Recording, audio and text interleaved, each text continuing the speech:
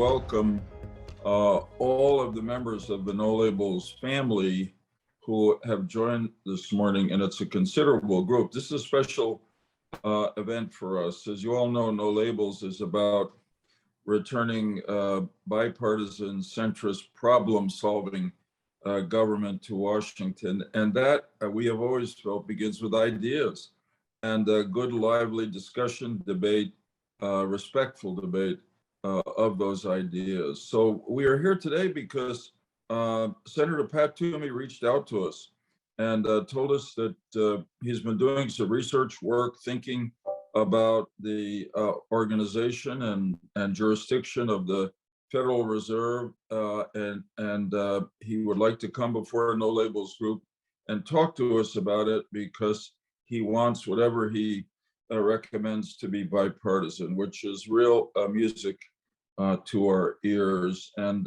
when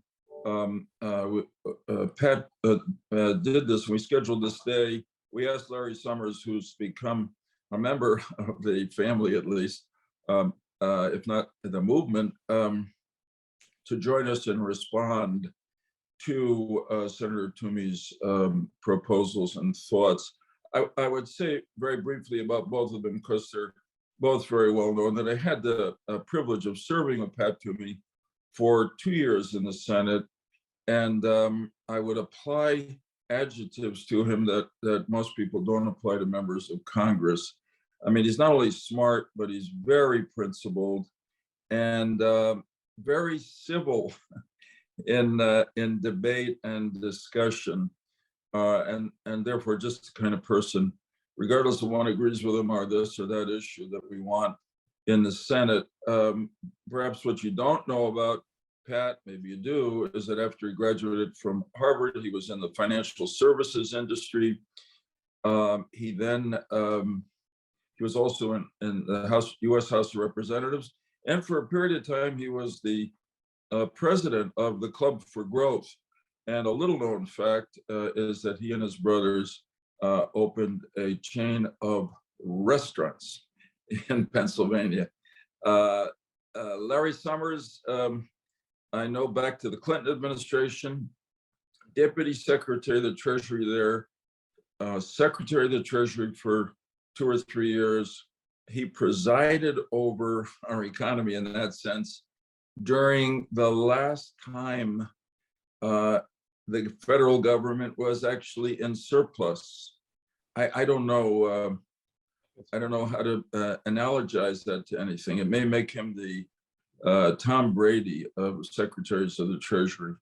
But in any case, he's a really distinguished scholar, former president of Harvard University, on the faculty there now. When I first met Larry, the adjective used to describe him was brilliant. He's now reached that wonderful stage of life where, in addition to brilliant, he's being described as wise. And the one fact that most people don't know about Larry, but I want to point out clearly, is that, and proudly, that he was born in New Haven, Connecticut. With that, Paul, do I turn it over to you or to Senator Toomey? I think you turn it over to Senator Toomey. Okay. Hey, Pat, thanks very much for calling us, for thinking about this really important subject, and we're delighted to hear you now. Well, Joe, thank you very much.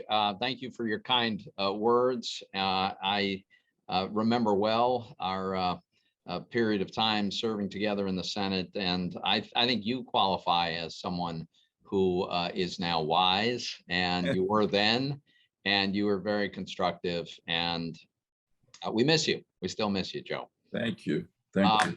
I also want to thank No Labels. Thanks for, first of all, as a general matter, for the efforts that you guys undertake to bring people together to find common ground. We all know just how pervasive the forces of polarization are, and you provide an important and constructive counterweight, in my view. I also want to thank Larry Summers for agreeing to do this. I don't always agree with Larry, but I've always respected him. His intellect, his knowledge, his thoughtful approach to public policy has been very, very constructive. And I appreciate his public service, including his excellent work as president of my alma mater. I'd like to start with just a quick thought, and I'm sure this has occurred to everybody who's affiliated with No Labels, but I think we all owe a big debt of gratitude to Kirsten Sinema and Joe Manchin for preserving the legislative filibuster. And the reason I say that is because this is the single most important mechanism in my mind for driving Congress to find common ground. Very seldom does either party have 60 members in the United States Senate. And so a 60 vote threshold necessitates finding that consensus. And it's hard, and it's harder now than it's been probably in a long time. But I think it's really important that we keep that. And I would argue that when we lost the filibuster with respect to nominees, that is judicial and executive branch nominees, I think we have seen to some degree with both President Trump and President Biden, a tendency to a pressure to cater to the more extreme elements within one's party. That is a natural consequence of there not being a need to get anybody from the other party to confirm a given nominee. I think it also illustrates a broader point, which is that sometimes it can be a little bit dangerous to make big changes to important institutions. Sometimes it's necessary, but sometimes there can be unintended consequences. And that brings me to the central topic I wanted to talk about today, which is the Fed. I think it's worth remembering, it's very important actually, the Fed is a creature of Congress. It was created by legislation, and its powers are delegated from Congress to the Fed. It's over 100 years old, and it has enormous responsibilities, right? But they are very specific responsibilities.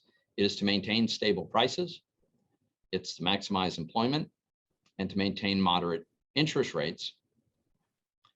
Those are the monetary policy mandates, responsibilities, and then there is a supervisory responsibility. But I think it's really important to remember that the independence that Congress has famously given the Fed in its structure, the independence that is often observed as a practical matter, I think that's always been contingent on the understanding that the Fed would stick to this very specific and narrow mandate. I fear that in certain cases, the Fed has been wandering from its narrow mandate and wading into waters that are not appropriate, not consistent with that mission. And I want to express a warning that I think this is a bad idea, and the Fed should return to a focus on its narrow mission. I'll give you 3 examples that I think make my case for this wandering. One is in the category of racial justice. Now, I suspect we all agree this is an extremely important topic. It's also a very divisive topic.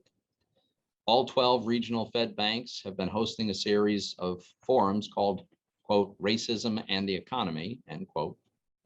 And let me be clear, I think it's very important to do research on economic circumstances of demographic subsets of the American people. That is very, very important. But this goes beyond that. This has been, I think, about delving into fundamentally political issues, about what to do about circumstances. So it includes, there have been advocacies for reparations, advocacy for defunding the police, obviously very controversial political ideas that I don't think there's a connection to the Fed's mandate. Another example, the president of the Minneapolis Fed has been actively campaigning, including using the website of the Federal Reserve Bank, the regional bank, for a constitutional amendment to the Minnesota state constitution regarding K-12 education, and doing so with the full support of the board. Now, I don't even want to get into the content of that because that doesn't matter to me. This is wholly outside of the Fed's mission for them to be actively taking sides in what is absolutely a political question about public education. And then the third example that I think is very salient is what I would call climate change activism. And there's several examples. One is in 2020, the Fed joined what's known as the Network for Greening the Financial System. And I think it's fair to say the mission of this network is for financial regulators to facilitate or accelerate a transition to a lower carbon economies. And that's really at the heart of this whole school of thought, that as I see it, there's this belief that because the risks of climate change are so catastrophic and imminent and irreversible, that those circumstances require that financial regulators in general and the Federal Reserve Bank in particular act now to allocate capital away from carbon intensive industries so as to accelerate this transition of the economy. I would argue that one of the current nominees to serve on the Fed board has been a strong advocate for this approach. So now let me try to briefly summarize why I think it's a bad idea for the Fed to go down any of these roads or any other road that strays from the Fed's narrow mission. First is they're probably not going to do a great job of this, right? I mean, it really starts to smack of central planning if you have any body that has the power to allocate capital. This experiment has been played out many times and it's never worked out very well. I don't think there's any reason to think it would work out well in this case either. The second reason I think it's a bad idea is I think it would inevitably cause the Fed to lose the focus on its primary responsibility, which is managing monetary policy. And frankly, that's not going so well. My view, the Fed is well behind the curve on dealing with price stability. It's gotten away from them, and I think they can recover, but we're going through a very painful episode right now of very high inflation. I think also if Congress comes to a conclusion broadly that the Fed is routinely weighing in on policy issues that are outside its mandate, there's a real danger it's going to lose its independence. And then we could have Congress interfering with monetary policy in a way that I think could be very problematic. Another concern is probably all of these issues ultimately involve trade-offs that should be made through a political process, because there's no clear right answer. There are just difficult political challenges. So for instance, we could, if we decided as a society that we want to do some more to limit carbon emissions, we could decide to limit oil and gas production beyond limits already in place. Now, if we do that, most likely energy prices rise, right? And if energy prices rise and American consumers have to pay more, how much more should American consumers have to pay? What's the appropriate level? For any given expense or cost that the American people are made to incur, how much improvement in the prospects for a stable climate should we expect? If other countries decide not to pursue any fundamental changes, should we do so anyway? These are the kinds of questions that the Fed is not particularly well suited to answer. And they involve trade-offs that shouldn't be made by an unaccountable body. So this is my closing thought on this, and why I feel strongly about this, and why I feel, frankly, that mine is a reasonable position regardless of where you fall on the political spectrum. And that is because I just see it as a very core fundamental aspect of a democratic society, that legitimate government actions are subject to the consent of the governed. That's the nature of the social compact. And in a republic such as ours, that consent is manifested through elections. So unelected central bankers, however smart and knowledgeable and worthy they are, they shouldn't be making these kinds of policy decisions because they are not accountable to the American people. This is very central to what a republic is all about, and that's why I feel strongly about it. And with that, I will suspend. Thanks, Pat. Larry, all yours. Joe, thank you for including me in this forum. It brings back warm memories of our work together during the Clinton administration. It's a privilege to be with Pat Toomey, who I have not always agreed with, but who I have always respected for his thoughtfulness and his straightforwardness, qualities that were very much in evidence in the remarks to which I'm going to respond. And I think the broad impulse behind no labels is a very, very important one. And so I congratulate all the participants on their participation and am glad from time to time to be part of your forums.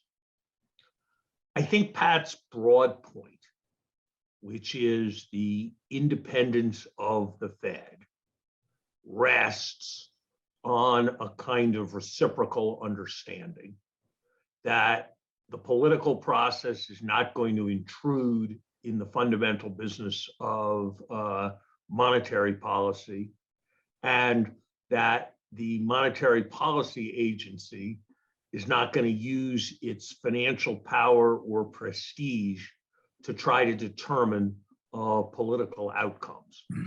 I think that is broadly right. I think his concerns about what might be called woke central banking that becomes more and more political are legitimate concerns, and it is something that certainly needs to be policed in thoughtful ways. And I certainly think that if the Federal Reserve as an institution is engaged in political advocacy in spheres outside the financial, as was implied by one of his examples, that something quite problematic is taking place.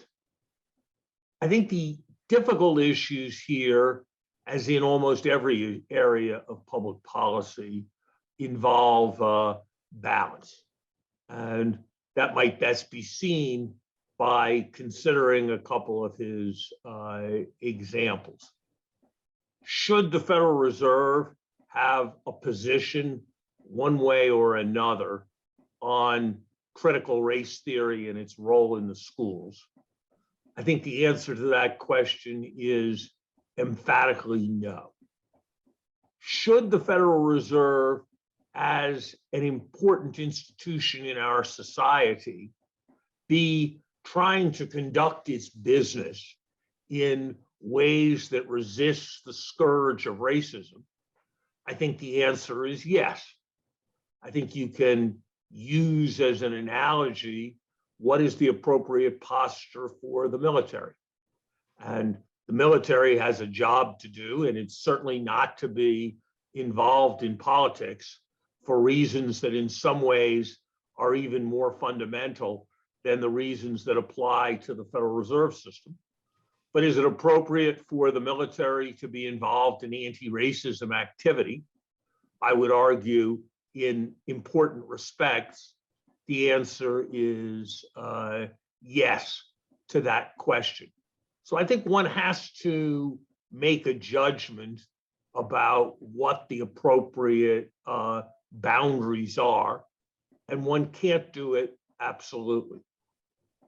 I think one needs, this is a second and separate point, to also pay attention to the wishes of Congress.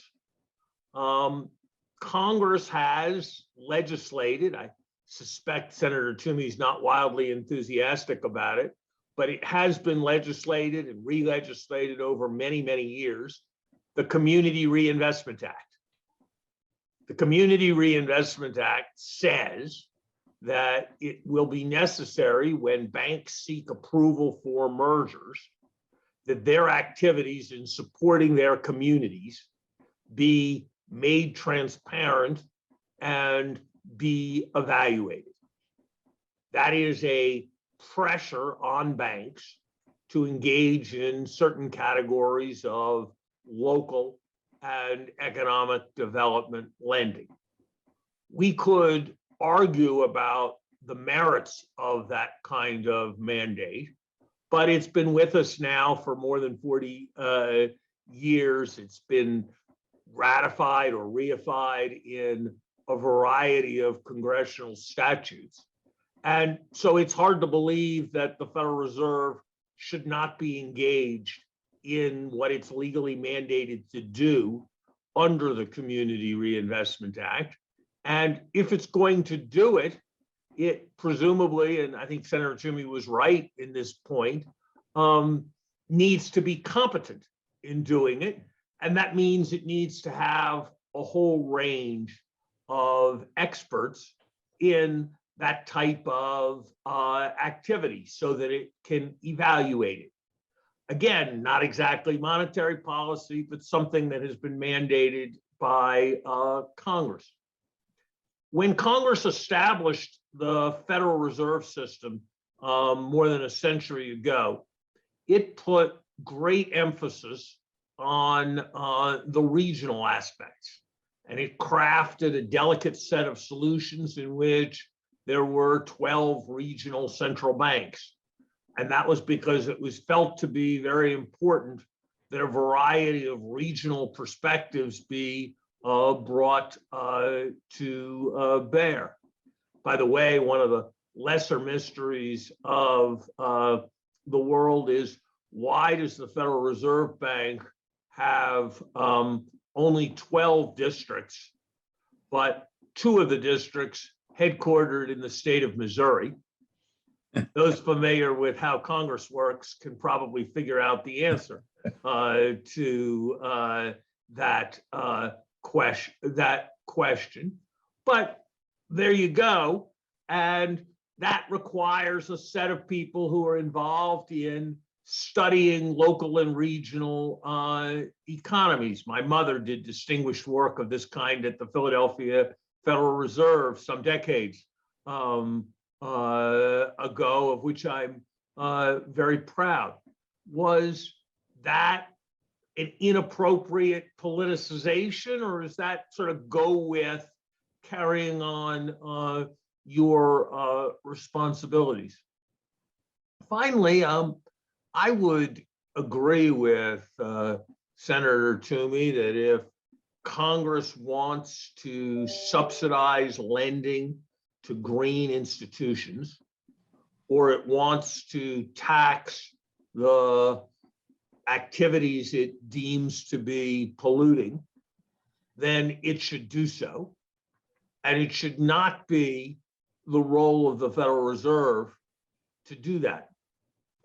On the other hand, there is a long history of the Federal Reserve missing, and banking regulators more broadly, missing categories of financial risk. And certainly the risks associated with climate change seems to me to be something that any prudent lender would want to understand, and therefore that any prudent regulator or supervisor of lenders would want to understand.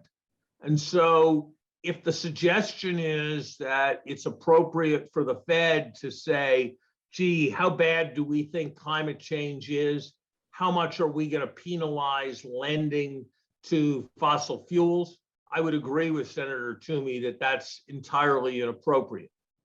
If the idea is that the Fed's doing a stress test for a very wide range of contingencies, and one of those contingencies should be a major increase in carbon taxes, and another of those contingencies should be a substantial increase in hurricanes or a rise in the sea level, seems to me that that should be appropriate in the context of a stress test.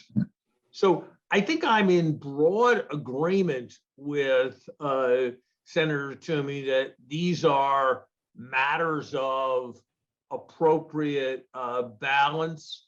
I suspect I share his feeling that there may in central banks generally, I'm not going to speak about the Fed and at the IMF, been some moments of excess in involvement in fashionable political issues.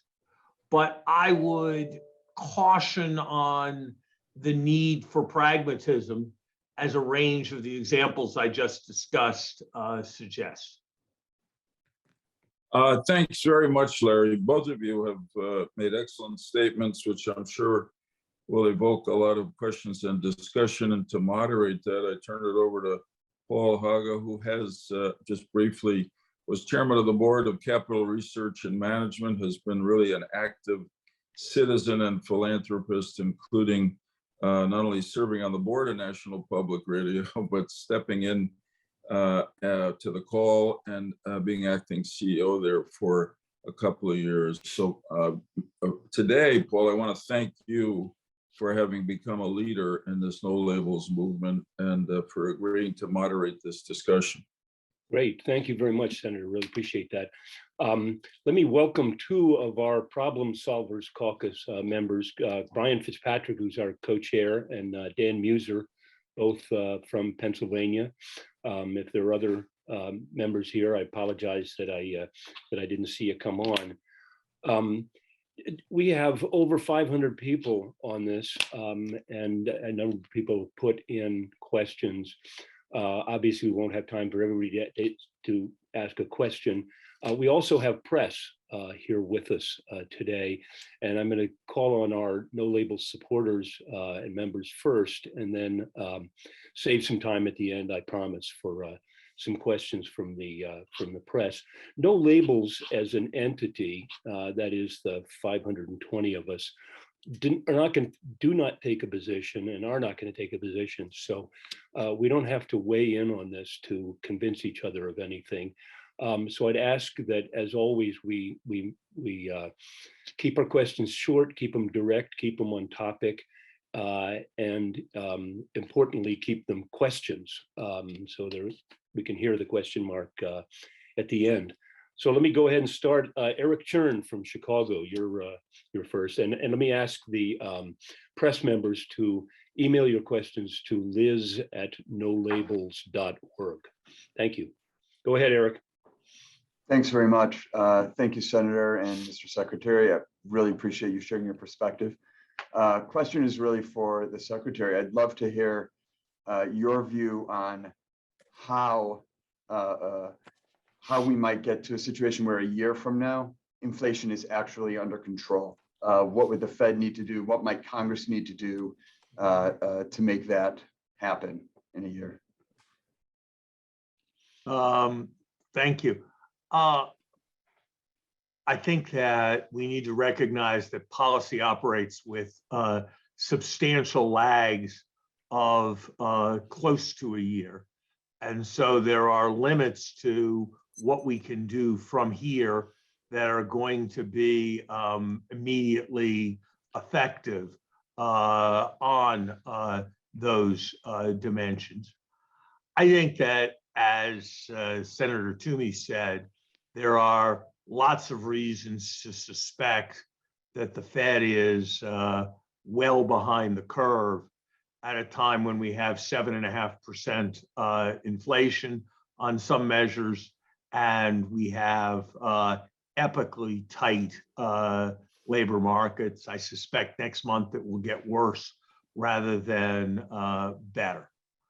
I think the Fed should immediately, like tomorrow, end QE.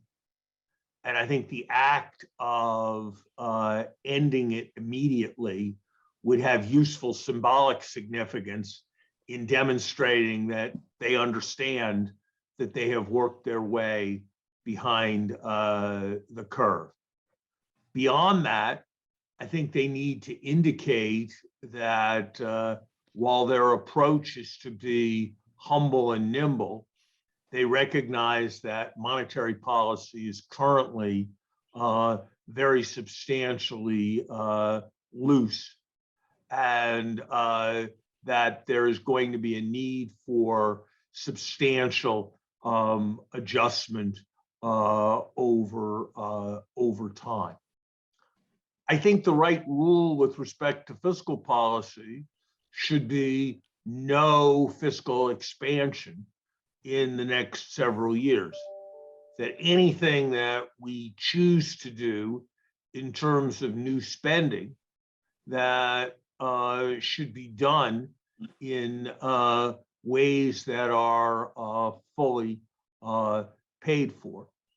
I am sympathetic to the view that we should avoid the device of funding things for several years in the hope that they will be funded indefinitely, but with the claim that we are not adding to the deficit. So more honest scoring and fully paid for on the fiscal policy side. I'd like to see us, I think it is second order in terms of its importance, but I think that if we were to be more aggressive about reducing tariffs, more aggressive about focusing on all kinds of purchasing, being inexpensive rather than serving other objectives, if you like, buying cheap rather than buying American, buying pharmaceuticals in the most efficient ways, being careful about tariffs, I think that would also make a positive contribution to reducing inflation. I know, Paul, a question was not addressed to me, but I wonder if I could just very Sure, quickly, absolutely, make absolutely. Hop just in. two thoughts that come to my mind. One is I'm concerned about how the Fed got as far behind the curve as I think they are. And I think it is related to this new construct that they developed, whereby they decided that the goal would be to convince everyone that inflation would average 2%. And since inflation had run below 2%, which, by the way, like a decade or more of inflation between 0 and 2%, I think could reasonably be considered enormously successful. But some didn't see it that way. And so the idea was let inflation run above 2% for some indeterminate period of time, and it will be convincing that it is meant to average that. If you combine that construct with the notion when inflation did go above 2%, that the spike was just going to be transitory, that's really a recipe for getting into trouble. And so I would hope they would rethink that construct. And then the last point is, I think they should have ended bond buying a long time ago. And I do worry the fact that it persists to this day, this far into an economic expansion with unemployment at about 4%. I worry that there's going to be a perception that this is normal. And I don't think it's a good idea for this to be a normal monetary policy response. It should be extraordinary. Great. Okay, next up is Tim Sloane, my good friend, who's the former CEO of Wells Fargo. Tim, you're on. You might be muted. Oh, I'm fine. Okay. Paul, thank you very much. Senator Toomey, Secretary Summers, thanks for your comments. Senator Toomey, I wanted to get back to your initial comments and just, do you think the most effective way to address Fed nominees that may stray from the inflation and unemployment focus of the Fed is just simply to not approve them? Or would it be good for Congress or the legislative branch, since the Fed is a creature of that, to reinforce the purpose of the Fed, to just clarify again that they should be focused on price stability, inflation, and unemployment? Yeah, it's a great question. I mean, I think I haven't gone back and refreshed my recollection of the statute from I think 1913 that created the Fed, if I remember correctly. I think it's probably pretty clear, but maybe it does require some kind of reaffirmation of Congress. It could even take the form of a non-binding resolution, but a statement of Congress that it is important to focus on the more narrow mandate. Of course, it's very difficult to get anything passed these days. I acknowledge that. But my hope is that by having a robust public discussion about this, the logic of getting back to the mandate might constructively influence the outcome. Great. Okay, next up is Doug Scrivner from Los Altos Hills, California. Thank you, Senator. Thank you, Mr. Secretary. Similar to Tim's question, within the mandate for price stability, there are some, at least perhaps many, who would suggest that the Fed has been sort of ad hoc or inconsistent in addressing the questions of inflation. So is the Taylor rule or something like that a good idea, and how could that be achieved? Either can Congress mandate that, or is that something just that you would achieve through who you approve as members of the Fed? Can I take a crack at this Sure. first? And we may or may not agree. I have great respect for John Taylor. I think the Taylor rule was a really important contribution to economic research. Every time I think about the Fed, I sort of look at what various versions of the Taylor rule are saying monetary policy should be. I say with great conviction, more conviction than I've said almost anything on this call, that an attempt to hardwire monetary policy to a formula is a grave error.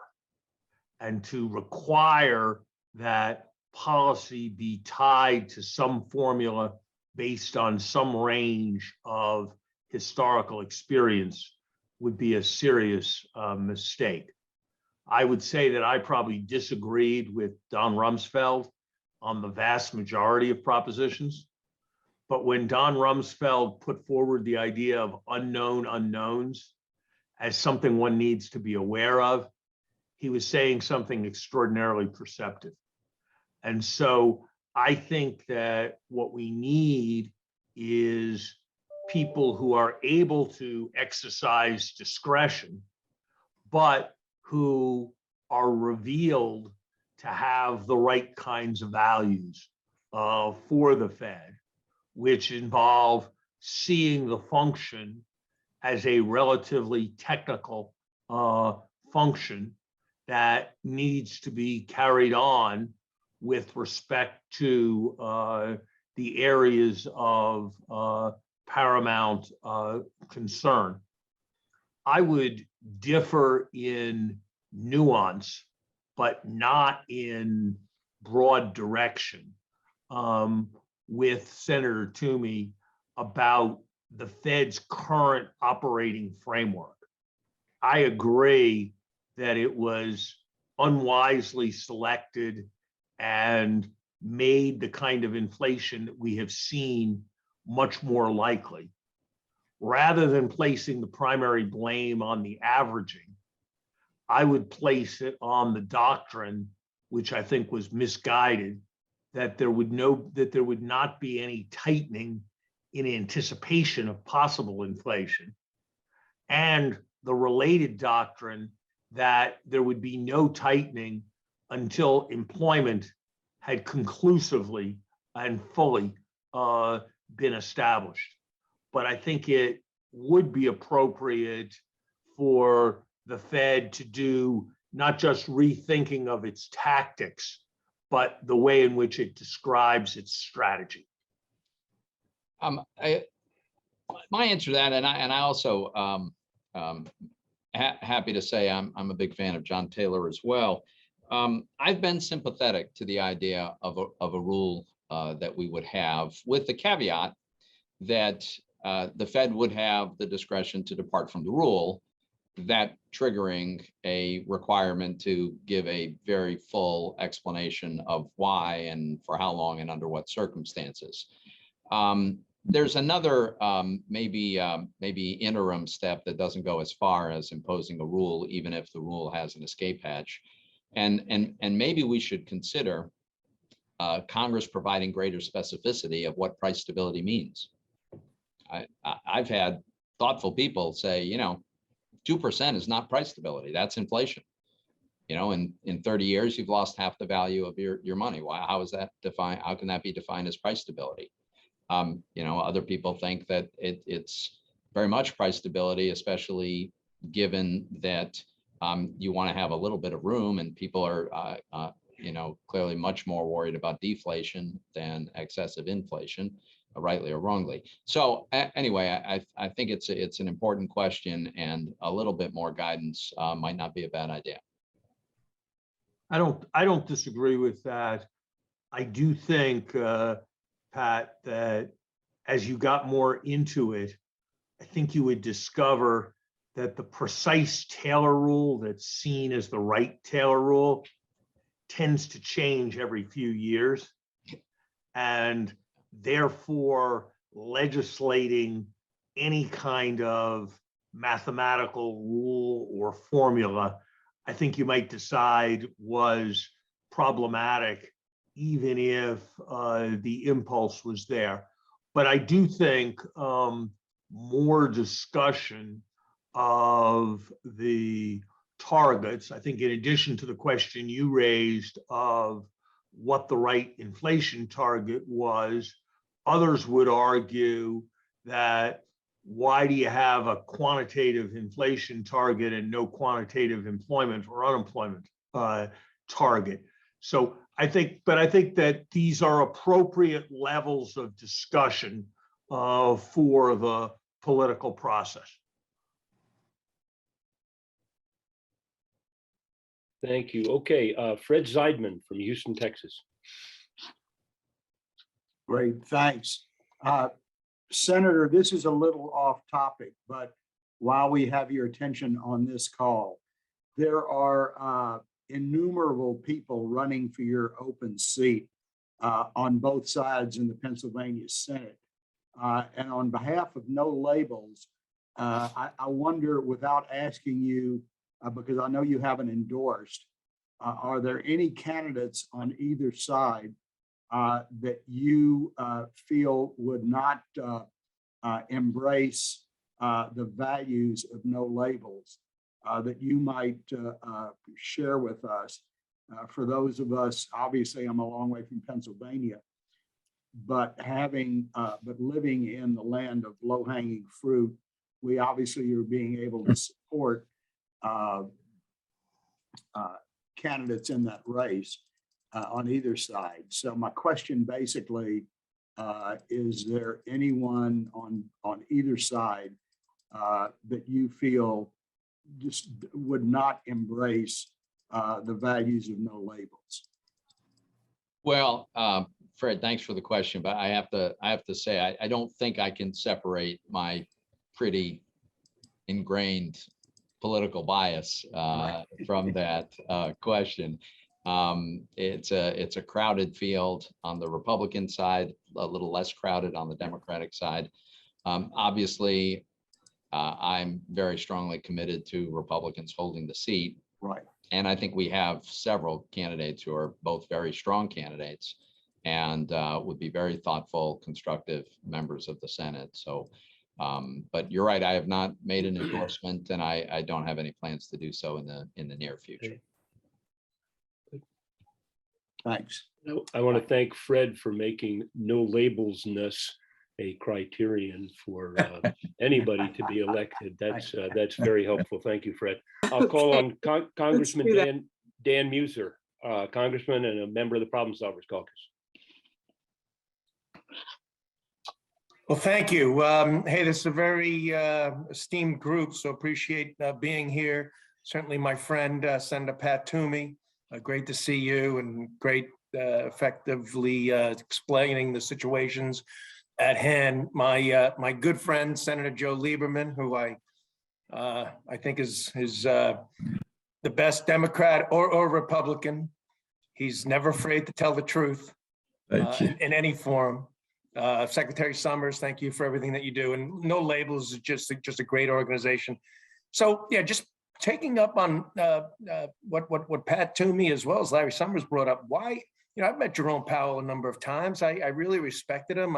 He's testified in front of us. why not end QE right now? As Larry Summers said, it should end tomorrow. So I'd like to ask Pat or Larry, why not? And then the next thing is just on the continued spending that, even last week, there was another bill for $350 billion called the Compete Act. Once again, I agreed with probably 90 billion of it, but 90 billion is not worth 350 billion. And then the third, if you could comment on that, where is the Fed? I know the banking community has been getting kind of harsh with fossil fuel companies. And boy, that seems out of the realm of, look, we all want the cleanest energy possible. I get it. I'm good with the EV deductions and the other things that are being done. The private sector is really doing some great work here because they're seeing an ROI and gaining efficiencies, and their employees and the communities like the going green idea. But for the banking community and John Kerry and others to be actually admonishing and even going a little further on our banking community, has the Fed weighed in there at all? And that would fall, I think, within the realm of what Pat Toomey brought up of this is not certainly within their core functions. Thank you. Well, I could take the first shot at it. Dan, good to see you. Thanks for joining the call. Certainly, Jay Powell has spoken to this. My own impression is that if you asked him right now, why wouldn't you stop buying bonds this afternoon? I think a big part of his concern would be that he feels like it's important for the Fed to signal to the market what it intends to do in advance and not surprise the market.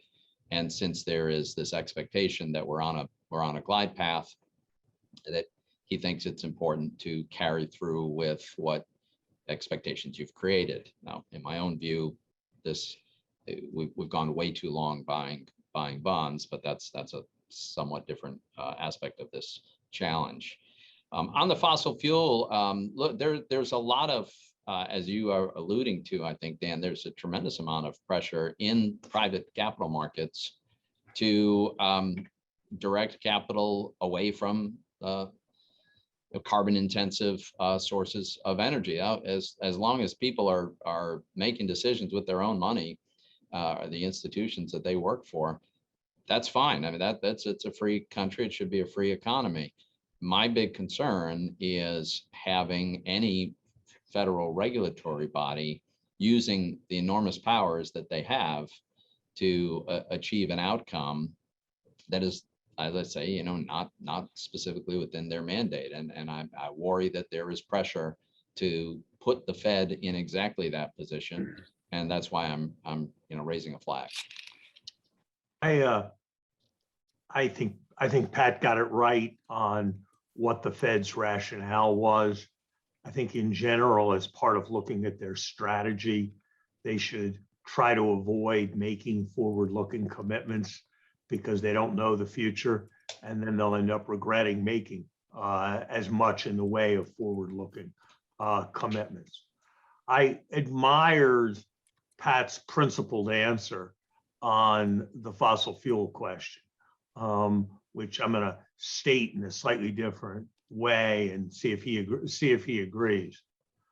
If it's the case that under pressure from a variety of endowments, shareholders, pension funds, a variety of private institutions decide that they're going to stay out of lending to certain activities, that may or may not be a wise decision by those private institutions.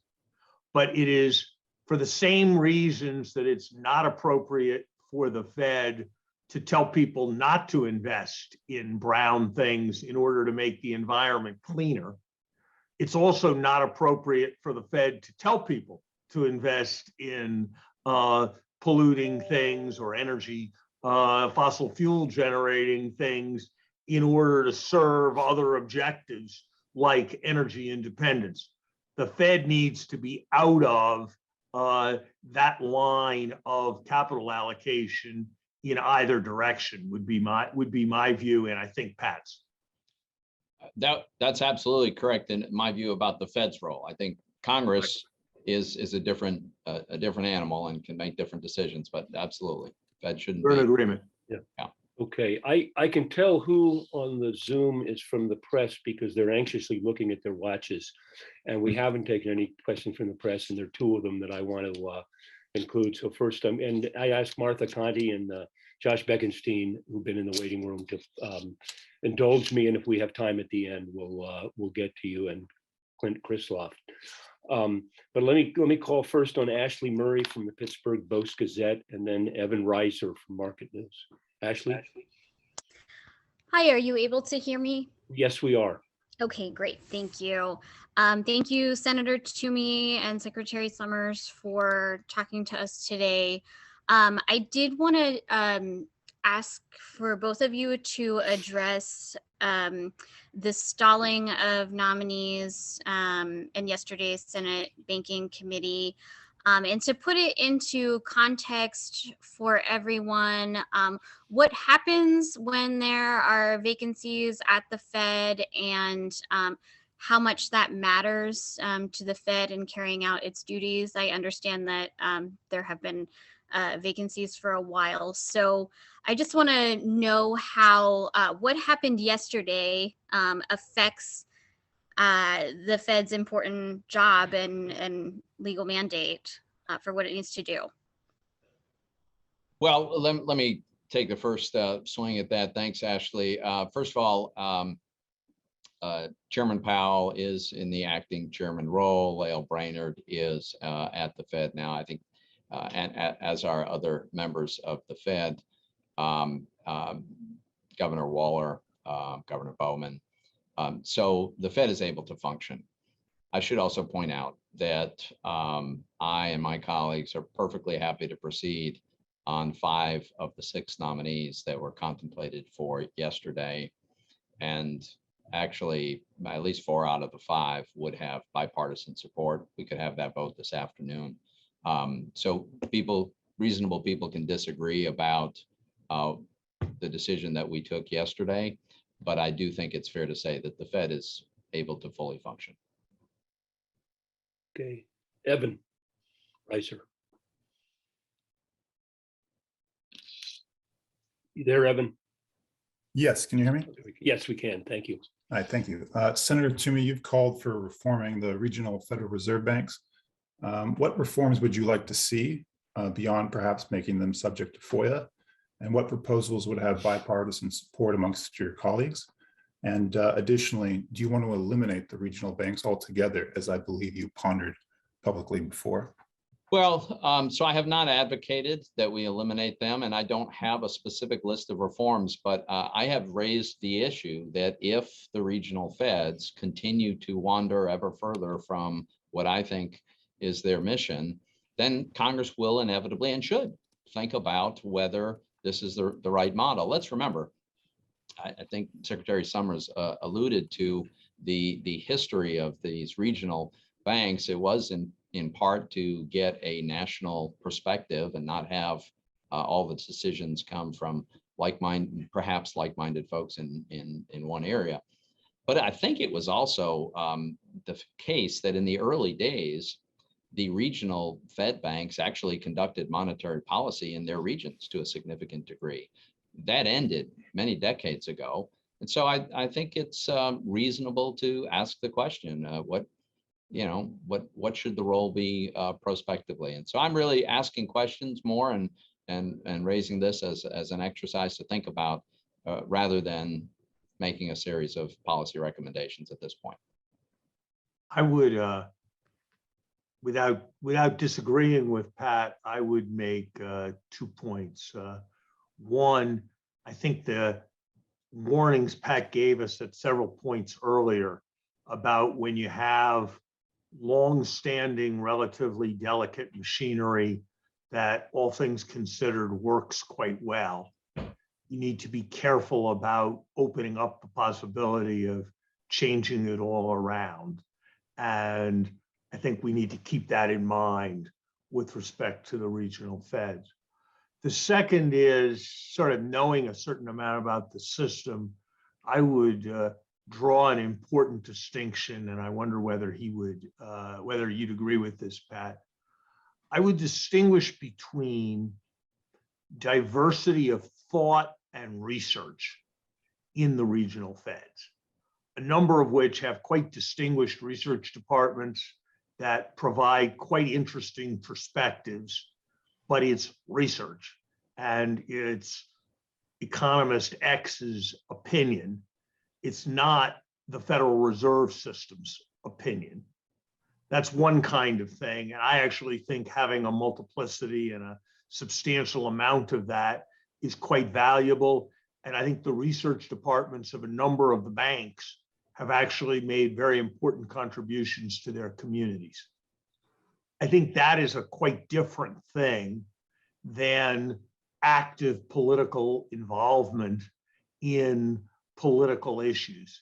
And I would be quite sympathetic to your view that there ought to be strictures that prevent the invocation of politics in that way. You know, in a way, I face this issue often as president of Harvard. My view was that Professor Lieberman could say whatever he wanted and say he was a professor at Harvard, and I would defend his right to say it, even if I found what he was saying outrageous. However, he could not say Harvard University believes X and invoke the prestige of Harvard University to try to push the world in a direction that he favored. And I think a similar kind of distinction is helpful in thinking about activities within the Federal Reserve System. Thank you. Okay, we have a hard stop at 12:30 because Senator Toomey has to go vote. Josh Bekenstein, do you have a really quick question? Well, my really quick question is, I totally understand saying the Fed, the position that the Fed shouldn't participate in climate questions or race questions. What about the issue of, for example, if the Fed says the future stability of the government based on budgets and deficits it really needs a 2% inflation, and 0% inflation would crush the future deficits of the country? Is your view that the Fed's okay for it to sort of say, hey, we've been running at 1.5, so we should run at 2.5 or 3 to average 2 because it's fiscally important? Or do you think that also is straying too far? So that's a really interesting point, because of course we know that all too often governments that have gotten into too much debt decide the least painful way out is to inflate your way out of it. And so my first reaction to your question is it's perfectly appropriate for the Fed to do the analysis and to publicly share and to testify to Congress and say, look, these are the consequences that we see from the debt that's been accumulated. And here are various scenarios prospectively. If inflation does X, then, all else being equal, we expect the following consequences, for instance. I think that is a very welcome body of research and information that Congress should make. But as for what to do about it, I think that should be the realm of Congress. So for example, Josh, I'd be broadly in agreement with that, but whenever you have a discussion about deficit reduction, there's always a question as to what's the relative role of taxes and what's the relative role of expenditure cutting. I'm inclined to think that that's an issue that the Fed should stay out of. And what I've admired about the way Pat has presented his position and what I've tried to do whenever I address these issues is you need to be consistent. Either it's appropriate for the Fed to speak or it's not appropriate for the Fed to speak. It's not more appropriate for the Fed to speak because they agree with you. And so one has to sort of try to take a consistent position on the process question, it seems to me. Terrific. Thank you. I think I speak on behalf of the more than 500 of us who participated. This was extremely informative. It's the essence of no labels that two people with different views can be informative, respectful, analytical, and we can all come away seeing the complexities that we maybe didn't see before in these things and be better equipped to analyze the issues. So thank you so much, Senator. Thank you so much, Secretary. Senator Lieberman, thank you very much for Thank you, introducing Paul. it and hosting it. And let's let Senator Toomey go vote. Thank you, Thanks, Paul. Thanks, everybody. Larry. Thanks. Great. Thanks, Thank Joe. you. Thank you, Thank you very Paul. much. Thanks.